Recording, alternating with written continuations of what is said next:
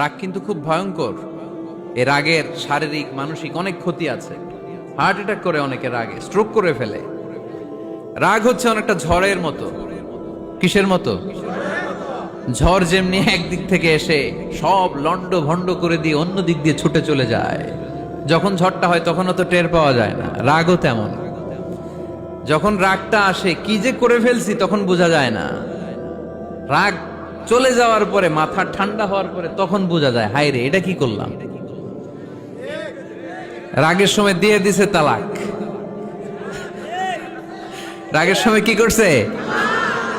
রাগ যখন শেষ তখন কয়, হায় হায় বউ, তুমি তো আমার কৈতরি, তুমি তো আমার টুনটুনি, তুমি আমার ময়না পাখি। তো রাগের সময় ওটা খেয়াল ছিল না। তো এরকম অনেক, যেহেতু হিতাহিত জ্ঞান থাকে না, অনেক দুর্ঘটনা ঘটে যায়। মারামারি হয়, সম্পর্কের অবনতি হয়, স্বামী স্ত্রীর সম্পর্কের বিচ্ছেদ ঘটে, বাবা ছেলের সাথে রাগ করে না। বাপে কয় দিমু না তোরে, কিচ্ছু দিমু না। পোলায় কয় দিবা না কে? বাপে কয় দিলাম না। পোলায় কয় মারলাম তোমারে। বাপে কয় তোরে ত্যায্য করলাম। পোলা কয় কোপ দিলাম। আছে না নাই?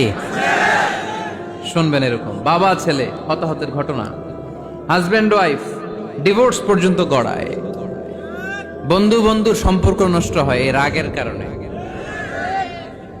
দেখছেন, আল্লাহ যেখানে যত ফোঁটা দেয়া দরকার ওই জায়গায় অত ফোঁটা দেয়। এটার নাম ইসলাম।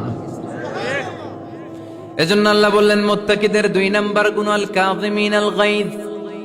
মুত্তাকিনরা রাগকে সংবরণ করে, তারা অল্পতে চটে যায় না, তারা হট টেম্পার্ড না, তারা বুঝে শুনে কাজ করে, নিজের ক্রোধ আর রাগকে সংবরণ করতে জানে। সুবহানাল্লাহ পড়েন। আল্লাহ রাসূল বললেন, লাইসা শাদীদু বিসরাআহ, কুস্তি করে যে অন্যকে শোয়ায় ফেলতে পারে সে শক্তিশালী নয়।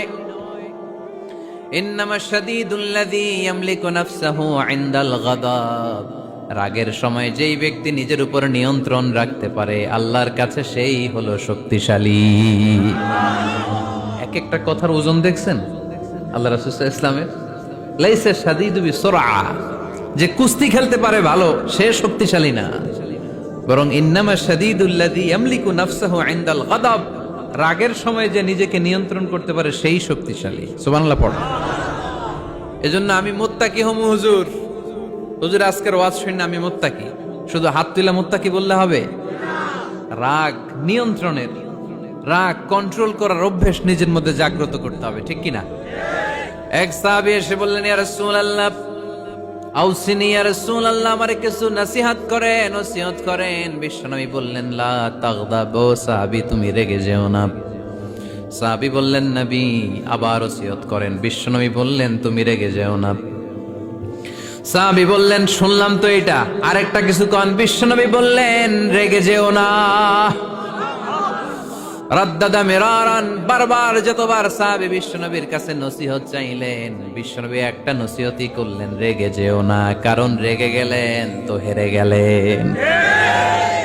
রেগে গেলেন তো হেরে গেলেন। ওরা আপনারে রাগাতে চাইবে, আপনি ঝগড়া করতে চান না, ওরা আপনারে পায়ে পাড়া দিয়ে ঝগড়ায় নামাতে চাইবে। চিল্লা এখন ঠিক কি না?